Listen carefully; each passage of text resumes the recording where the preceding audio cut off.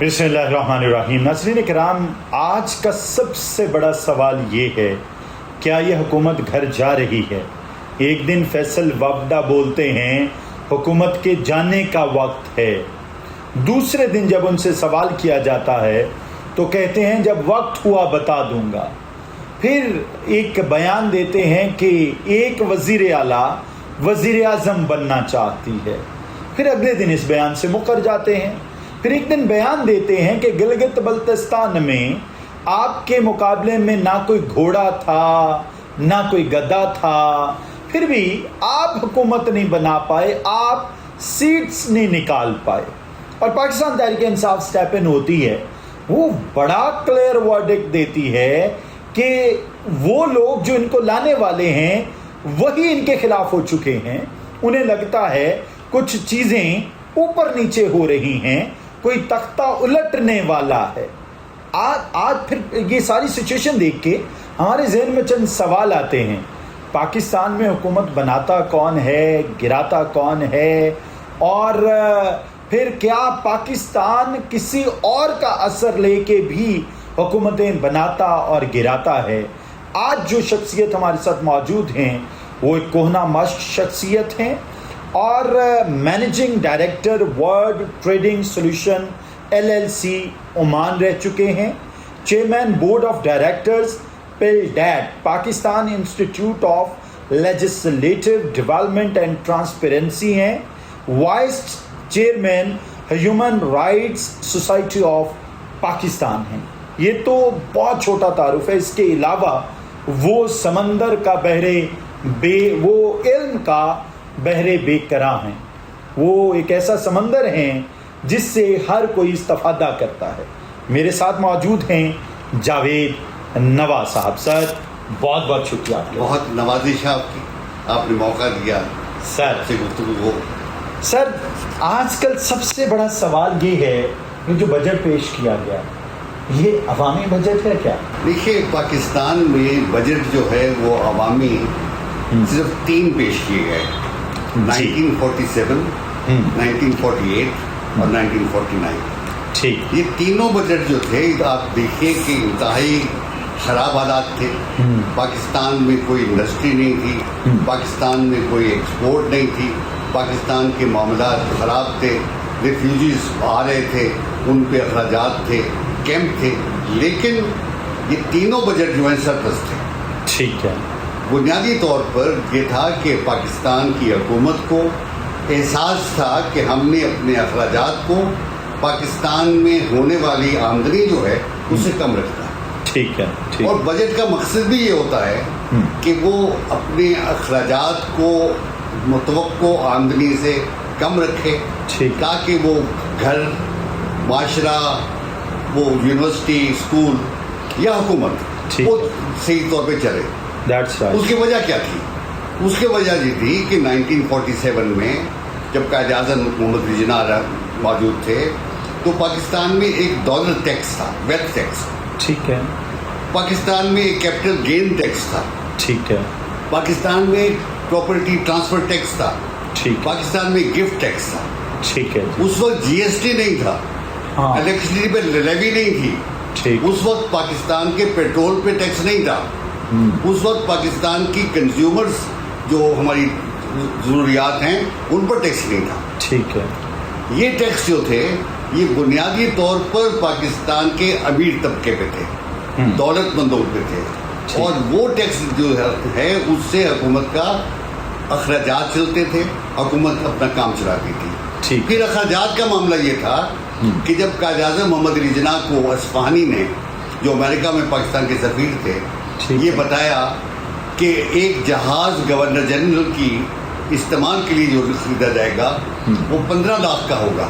ठीक है। तो कायद आज़म ने फाइल पे लिखा कि पाकिस्तान का गवर्नर जनरल 15 लाख का जहाज़ नहीं खरीद सकता, लिहाजा उन्होंने वो प्रपोजल जो थी उसको डंप कर दिया। कायद आज़म अपने घर में जब कॉरिडोर में गुजरते तो लाइटों को ऑफ करते। हाँ। उनके सेक्रेटरी ने एक दिन उनसे कहा, उनका नाम खुर्शीद था, ठीक है, कि हमें बड़ी शर्मसारी होती है कि आप लाइटें बंद करते हैं, تو قائد اعظم نے کہا کہ یہ قوم کا پیسہ ہے. آپ کو پتہ ہے, مطلب آپ کے نالج میں ہوگا کہ اب ہم نے 12 ارب کا ایک جہاز خریدا ہے. جی بالکل. تب 15 لاکھ کا جہاز قائد اعظم نے منع کر دیا. اور پھر یہ بھی المیہ ہے, آج ہم نے 10 ارب کی پوری PIA بیچ دی ہے. یہ حادثات جو پاکستان میں ہو رہے ہیں وہ ایسی شرمناک کہانی ہے. مثلا میں شماریات کا طالب علم ہوں, معاملات کو ہندسوں میں دیکھتا ہوں. ٹھیک. مسلم کمرشل بینک ٹھیک ہے 2.4 بلین روپے میں بیچا گیا. ٹھیک ہے. 2.4 بلین میں سے 587 ملین جو ہے وہ جناب حضرت میاں منشا صاحب نے ادا کر دیے, اور باقی جو تھے وہ ڈیفر پیمنٹ کر دی گئی. ٹھیک ہے. وہ بینک جس کی ٹوٹل مالیت 2.4 بلین تھی, اس سال کا اس کا منافع 54 بلین ہے. آپ دیکھیں, ایک انڈسٹری آپ لگاتے ہیں 100 روپے کی, ٹھیک ہے, اس کا منافع 10 روپے 20 روپے 25 روپے. 100 روپے کی انڈسٹری کا منافع 500 روپے نہیں ہوتا. بالکل. یہ پاکستان کا نظام ہے, کیونکہ پاکستان پہ بنیادی طور پہ بینکرز, سرمایہ دار, جاگیردار اور ہمارے محترم فوجی افسران اور بیوروکریٹ. سر یہ بات اکثر کی جا رہی ہے, میاں منشا کو مسلم کمرشل بینک بیچ دیا, 2.4 بلین اس کی ورتھ تھی, اتنا پے کیا, باقی ویو آف ہو گیا. ایسے نہیں, میرے خیال شاید انہوں نے بعد میں پے کر دیا ہوگا. چلیے پے بھی کر دیا. اور سر ایک بندے نے بزنس شروع کیا لیٹ, آج سے 20 سال پہلے, اگر آج وہ منافع میں ہے تو وی شوڈ اپریشیٹ ہم. ہم ہر کوئی اس کا ناقد کیوں ہے سر؟ دیکھیے, اپریشیٹ اس وقت ہوتا ہے جب آپ نے دوڑ میں برابر کا موقع دیا جائے. ٹھیک ہے. اس وقت 3 کمپنیوں نے بیڈنگ کی تھی. ٹھیک. میاں منشا کی بیڈنگ سب سے کم تھی, لیکن کیونکہ وہ ہمارے میاں صاحبان کے قریبی دوستوں میں سے تھے, لہذا ان کو جو بہتر بیڈنگ تھی ان کے مقابلے میں کم بیڈنگ کے باوجود بینک دے دیا. یعنی میاں صاحبان نے میاں منشا کو نوازا. یقیناً ایسا ہوا, اس میں کوئی تاریخی جھوٹ نہیں ہے, ایسا ہی ہوا. ٹھیک ہے سر. سر اگلا سوال یہ فرمائیے کہ پاکستان میں حکومت کون بناتا ہے اور کون گراتا ہے؟ پاکستان میں حکومت ایک ہی ادارہ بناتا ہے اور وہی گراتا ہے, اور یہ روز اول سے تو نہیں کہنا چاہیے, لیکن روز دوم سے ایسا ہی ہو رہا ہے. روز دوم سے ہم کیا مراد لیں؟ میں آپ کو بتاتا ہوں. نوابزادہ شیر علی پٹودی پاکستان کی ایلیٹ کلاس میں تھے, جنرل بھی تھے اور ریاست کے نواب بھی تھے. ٹھیک. انہوں نے, ایک بھائی نے انڈیا آؤٹ کیا, دوسرے بھائی نے پاکستان آؤٹ کیا. ٹھیک. وہ پاکستان میں آ گئے. ان کو سید برہان مودودی سے ملنے کا بہت شوق تھا. ٹھیک ہے. میرے خالو نسیم اجازی میرے رشتے میں خالو تھے, ان کی معرفت میں مجھے ملے. ٹھیک ہے. اور میں ان کو لے کے مولانا مودودی کے پاس شمار دفعہ گیا. ٹھیک ہے. ایک دن انہوں نے مولانا سے کہا کہ مولانا کل ہم لوگ پنجاب کلب میں بیٹھے تھے, اور وہاں جوانا بھی تھے, وہاں نون بھی تھے, وہاں مختلف لوگوں کے نام لیے, اور کہا بڑے میاں صاحب بھی تھے. اچھا. مولانا پوچھا بڑے میاں صاحب کون؟ انہوں نے کہا جی معین الدین. اچھا. ایوب خان کے دور میں جی معین الدین ایک بہت اہم شخصیت تھے, چیف الیکشن کمشنر تھے. اور اتفاق کی بات ہے کہ معین الدین نوابزادہ شیر علی پٹودی کے سسر بھی تھے. ان کی بیٹی سلوت پاکستان میں MNA بھی تھی. ٹھیک ٹھیک. اب انہوں نے مولانا کو بتایا کہ مولانا وہاں پنجاب کلب میں گفتگو یہ ہو رہی تھی کہ ایوب خان کے بعد حکومت کس کو دی جائے. ٹھیک ہے. اور اسٹیبلشمنٹ یہ سوچ رہی ہے کہ کس طرح کا آدمی ہونا چاہیے. ٹھیک ہے. جب انہوں نے 3 دفعہ اسٹیبلشمنٹ کا ذکر کیا تو مولانا نے کہا جنرل صاحب یہ اسٹیبلشمنٹ کیا چیز ہوتی ہے. اچھا. تو جنرل صاحب یہ بات ہے 67-68 کی. ٹھیک ہے. تو یعنی روز دوم سے مراد ہم 67. میں بتا دوں گا وہ کب ہوا. مولانا نے کہا کہ یہ اسٹیبلشمنٹ کیا ہوتی ہے. تو جنرل شیر نے کہا کہ مولانا یہ کوئی ادارہ نہیں ہے, یہ ہم خیال لوگ ہیں جو جرنیل بھی ہیں, جو سمجھدار بھی ہیں, جو سیاستدان بھی ہیں, جو انڈسٹریسٹ بھی ہیں, ٹھیک ہے, پولیٹیشین بھی ہیں. یہ سب جو ہیں یہ سوچتے ہیں کہ ہمیں کیا کرنا ہے. ٹھیک ہے. اور وہ سوچ جو ہے وہ ایک نقطے پہ جمع ہوتی ہے. ٹھیک ہے. اس نقطے پہ جو فیصلہ ہوتا ہے وہ نافذ ہو جاتا ہے. ٹھیک ہے. ٹھیک ہے. اب یہ دیکھیے آپ حادثہ کہ قائد اعظم محمد علی جناح یہ پاکستان کے گورنر جنرل تھے. ٹھیک ہے. انہوں نے 1943 میں ایک بات کہی تھی. ٹھیک ہے. انہوں نے کہا تھا پاکستان میں عوام کی حکومت ہوگی. 1943 میں 1943 میں مسلم لیگ کے جلسہ عام میں. ٹھیک ہے. جب انہوں نے کہا عوام کی حکومت ہوگی تو بہت سے چہرے جو ہے بہت سے لوگ جو ہے ان کو یہ بات ناپسند ہوئی. ہاں. لہذا قائد اعظم نے اس وقت جو تقریر کی اس کے الفاظ کچھ یوں تھے کہ میں ان سرمایہ داروں اور جاگیرداروں کو متنبع کر رہا ہوں. ٹھیک. یہ اپنی تجوریاں بھر رہے ہیں جبکہ عام آدمی کو 2 وقت کی روٹی نہیں ملتی. ٹھیک. اگر پاکستان ان کے تحفظ کے لیے بنایا جا رہا ہے مجھے ایسا پاکستان نہیں چاہیے. یہ کن کو کہا؟ جو سامنے بیٹھے تھے ہمارے سیاستدان, ہمارے جاگیردار, ہمارے سرمایہ دار.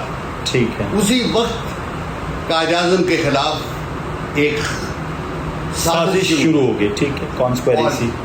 ٹھیک. اسی رات ایک ملاقات ہوئی جس میں ممتاز دردانہ بھی تھے, جس میں افتخار مملوٹ بھی تھے, اور اس میں بہت سے لوگ تھے.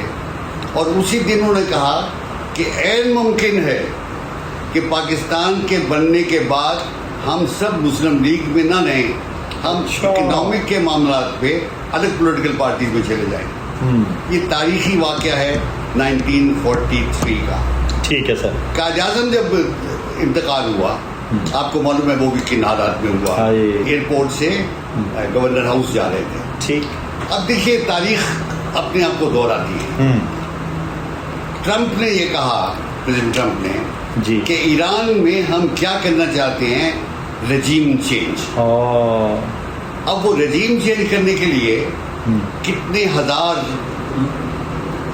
بم گرائے گئے, کتنا تباہی مچائی گئی, کتنی بلڈنگوں کو. لیکن یہ کام پاکستان میں رجیم چینج کرنے کا اس کے لیے صرف ایک گولی استعمال ہوئی جس کو لیاقت علی کے سینے میں اتارا گیا. اتارنے والا جو شخص تھا سید اکبر, اس کو افغانستان سے بلایا گیا.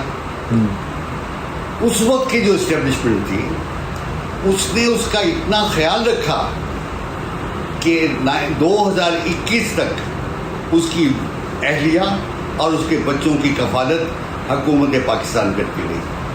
لیاقت علی 2021 تک 2021 تک. اچھا, اس 2021 5 سال پہلے تک. جی 5 سال پہلے تک. اس میں جس شخص نے لیاقت علی خان کو گولی ماری تھی اس کے بچوں کی کفالت 2021 تک حکومت پاکستان کرتی رہی. اور یہ ریکارڈڈ ہے یہ بات. اس کا ثبوت کیوں میں نہیں سمجھ پا رہا. کیمرے کے اس پار بیٹھے لوگ کیسے سمجھیں گے؟ کیوں کرتی رہی؟ کیونکہ اس نے اسٹیبلشمنٹ کے لیے ایک بہت اہم کام کیا تھا اور اسٹیبلشمنٹ کی وجہ سے اس کی جان گئی تھی. لہذا اس کو بچوں کو معاوضہ جو تھا دینے کے لیے یہ یقین دلایا گیا کہ آپ کی کفالت جو ہے 2021 میں اس کی اہلیہ جو فوت ہو گئی. ٹھیک. اس وقت تک اس کا جو گھر تھا اس کا کرایہ اور اس کے اخراجات اور اس کا وظیفہ جو تھا حکومت پاکستان ادا کرتی رہی. اللہ اکبر. اب اس کام میں یہ نہیں کہ اس میں نواز شریف بھی شامل تھے, اس میں بے نظیر بھی شامل تھی, اس میں ذوالفقار بھٹو بھی شامل تھے, اور میرا دوست عمران خان بھی شامل تھا. اچھا, یہ سارے لوگ. آپ کا دوست عمران خان. ٹھیک ہے. ٹھیک ہے. اوکے آپ کنٹینیو کیجیے. اب کیا ہوتا ہے کہ جو بھی ان کا دوست عمران خان. ٹھیک ہے. ٹھیک ہے. ہوتا یہ ہے کہ اسٹیبلشمنٹ ایک فیصلہ کرتی ہے. ٹھیک. اور اس فیصلے کو نافذ کرتی ہے. پھر جو اس میں اسٹیبلشمنٹ کا ساتھ دیتے ہیں ان کا تحفظ بھی کرتی ہے. اچھا, میں اس کی اور مثال دوں گا. سر یہاں ایک ہم تصحیح کر لیں. آپ نے کہا روز دوم 1967 میں 1967 میں ذکر ہو رہا تھا اسٹیبلشمنٹ کا. تب پوچھا گیا اسٹیبلشمنٹ کیا ہوتی ہے, جبکہ اسٹیبلشمنٹ تو پہلا ماشاء اللہ 7 اکتوبر 1958 کو پاکستان میں لگ چکا تھا. اسٹیبلشمنٹ نے اپنا کام قائد اعظم کی وفات کے فوراً بعد شروع کر دیا تھا. ٹھیک ہے. قائد اعظم کو جب ملنے کے لیے سیکرٹری جنرل اور وزیر اعظم 11 سپتمبر 1948. جی ٹھیک ہے. اس کے بعد لیاقت علی کا قتل ہوا. اس کے بعد خواجہ ناظم الدین جو گورنر جنرل تھے ان کو وہاں سے ہٹا کے وزیر اعظم بنایا گیا. جی. پھر وزیر اعظم سے ہٹا کے محمد علی بوگرا کو امریکہ سے لا کے وزیر اعظم بنایا گیا. جب محمد علی بوگرا کو بلایا گیا تو اس وقت پھر اس پر ایوب خان اور سکندر مرزا نے ان سے ملاقات کی اور ان کو ایک تقریر کا متن دیا. ٹھیک ہے. جو لے کے ملیر میں اس وقت ریڈیو پاکستان تھا وہاں وہ گئے اور انہوں نے تقریر پڑھی اور ان کو خود معلوم ہوا کہ میں وزیر اعظم پاکستان بن گیا ہوں. اچھا. نہیں سر, لیکن محمد علی بوگرا کو ہٹا کے خواجہ ناظم الدین کو ہٹا کے محمد علی بوگرا کو بنایا گیا. جب ماشاء اللہ لگا تو ماشاء بعد میں لگا. ماشاء نہیں, ماشاء تو 58 میں لگا. 58. ٹھیک. اس وقت فیروز قانون تھے. ٹھیک ہے. اس وقت اور سکندر مرزا کا کردار تھا اس میں ماشاء اللہ میں. اس ماشاء اللہ میں سکندر مرزا کا کردار تھا. سکندر مرزا کا کردار بدقسمتی سے پاکستان کی تاریخ میں یوم اول سے تھا. ہاں. سکندر مرزا کے بارے میں آپ تاریخ دیکھیں, یہ میر جعفر کا گرینڈ سن تھا. اچھا. اور میر جعفر کا کردار آپ کو پتا ہے کہ ہندوستان میں کیا تھا. بالکل صحیح, بالکل صحیح. اب یہ بھی ایک حادثہ ہے جو تحقیق ہونا چاہیے. ٹھیک ہے. کہ سکندر مرزا کو آرمی سے اسکواڈرن میں سول میں بھیج دیا گیا. ٹھیک ہے. لیکن اس وقت وہ کرنل سکندر مرزا تھا. بعد میں وہ کرنل سکندر مرزا جو ہے وہ ترقی کرتا ہوا سولین ہونے کے باوجود میجر جنرل بن گیا. یہ ترقی کیسے ہوئی, کن حالات میں ہوئی, ٹھیک ہے, کون ترقی دیتا رہا. چلیے سر جی, پاکستان میں حکومت اسٹیبلشمنٹ بناتی ہے, آپ نے یہ کہہ دیا. جی بتاتی ہے سر. کوئی اب دوسری بات, کیا اسٹیبلشمنٹ کو امریکہ کنٹرول کرتا ہے؟ یس نو. دیکھیے اس میں دو رائے ہیں. ایک تو یقیناً امریکہ کنٹرول کرتا ہے. ٹھیک ہے. میرے بہت ہی محترم دوست, اللہ ان کو کرامت کرے, جنرل حمید گل, انہوں نے کہا, اور وہ بات ریکارڈڈ ہے, کہ پاکستان میں کوئی آرمی چیف نہیں بنتا جب تک کہ اس کی اپروول امریکہ سے نہیں آتی. جب ان سے سوال پوچھا گیا تو کہ پھر آپ آرمی چیف کیوں نہیں بنے, انہوں نے کہا اس لیے کہ میری اپروول نہیں آئی. اچھا, یعنی یہ مصدقہ بات ہے کہ جب تک امریکہ سے اپروول نہیں آتی تو کوئی آرمی چیف یا جنرل یا سینئر پوزیشن پہ پرائم منسٹر نہیں بنتا جب تک کہ اس کی وہاں سے اپروول نہیں آتی. تو کیا وجہ ہے کہ مطلب واٹ شوڈ آئی, مجھے نہیں پتا کہ یہ بات ہونی چاہیے یا نہیں ہونی چاہیے.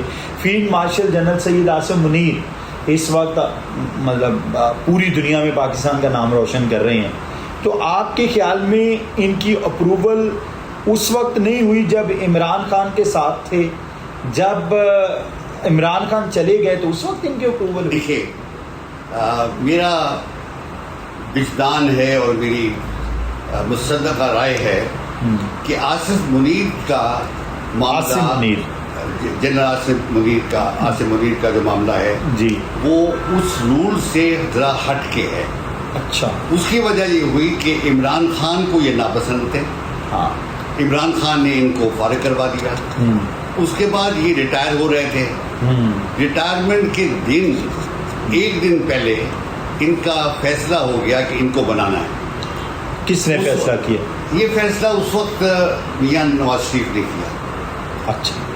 ہوا یہ کہ پوری پاکستان کی جو اسٹیبلشمنٹ تھی وہ ان کے بنانے میں کے خلاف تھی. ٹھیک ہے. جو نام بھیجے گئے ان میں ان کا نام نہیں تھا. ٹھیک ہے. اس وقت جو باجوہ صاحب تھے وہ ان کے خلاف تھے, ان کو نہیں چاہتے تھے. ٹھیک. لیکن پاکستان کی شاید خوش بختی تھی یا پاکستان کے لیے اللہ تعالیٰ جو چاہتا تھا وہ یہ تھا کہ ان کو ایک دن کی ایکسٹینشن دے کے ان کا نام اس لسٹ میں شامل کیا گیا اور یہ پاکستان کے چیف بن گئے. اور میرا دل کہتا ہے کہ شاید ان کی اپوائنٹمنٹ میں امریکہ کا دخل نہیں ہوگا.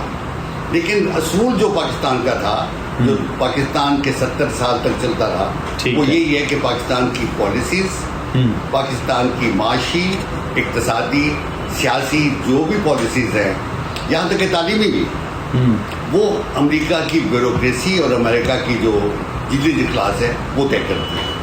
ٹھیک ہے. امریکہ باقی پوری دنیا کو چلاتا ہے، آپ یہ کہنا چاہیں گے؟ بالکل چلاتا ہے. اور پاکستان تحریک انصاف کے مطابق جنرل سید عاصم منیر کا آج 200واں دن ہے ان کے مطابق، جو آپ نے بات کہی ایکسٹینشن کا، ایسے ہی؟ جی بالکل.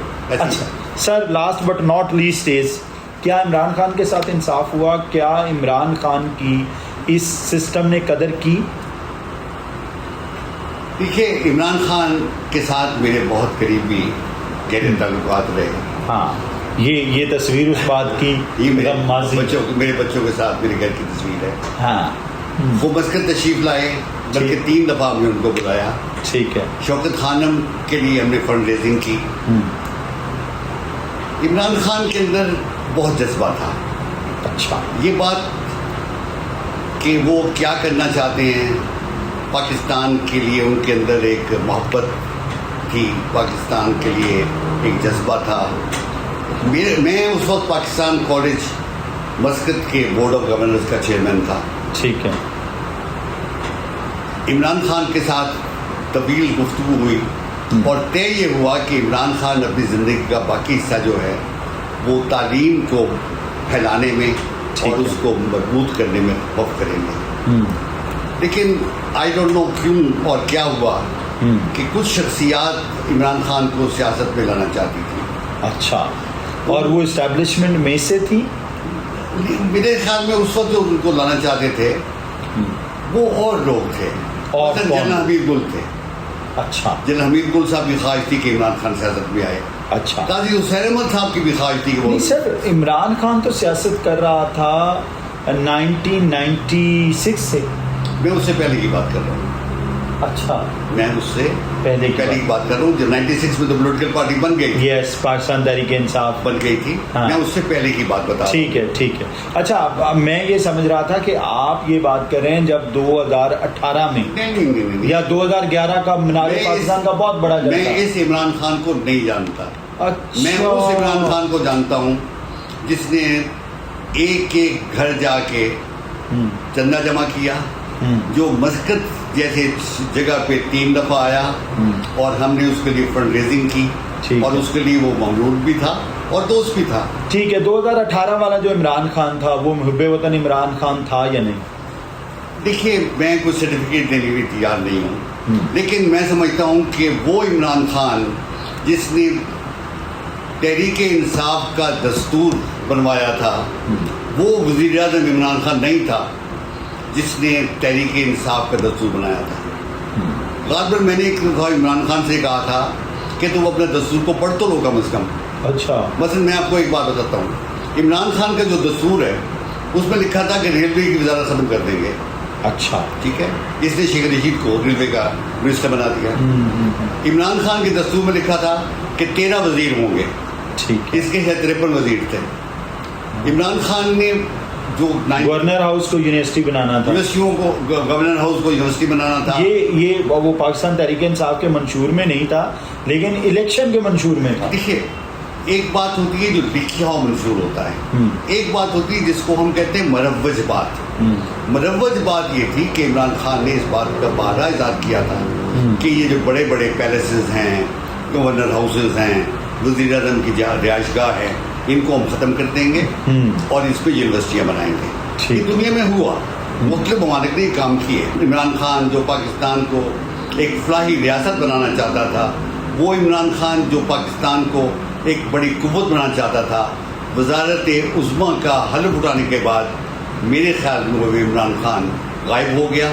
اسی جگہ جو عمران خان لایا گیا وہ اسٹیبلشمنٹ کی پیداوار تھا. اللہ اکبر. عمران خان بھی اسٹیبلشمنٹ کی پیداوار تھا 100%. اب سر، عمران خان کو جیل سے باہر ہونا چاہیے یا نہیں؟ دیکھیے، جیل میں اگر تو وہ سیاسی کسی بنیاد پہ ہے تو کسی بھی انسان کو سیاسی اختلاف پر جیل میں نہیں ہونا چاہیے. تو آپ کو نہیں پتا کس بنیاد پہ عمران خان جیل؟ اگر دیکھیے، عمران خان کے خلاف 3-4 مقدمات ہیں. ایک ایسا مقدمہ بھی جو نہیں ہوا اور جس کا مجھے علم ہے इस वक्त आपके साथ शेयर कर सकता हूँ। बुनियादी तौर पे ये जो कुछ मुकदमात कायम हुए उनको अदालत आलिया के पास इंसाफ मिलना चाहिए। पाकिस्तान में प्रॉब्लम ये है कि यहाँ पे अदलिया जो है वो आज़ाद नहीं है। अदलिया के फैसले कहीं और लिखे जाते हैं, वो कहीं और सुनाए जाते हैं, लिहाजा शुक्र शुबहात हैं।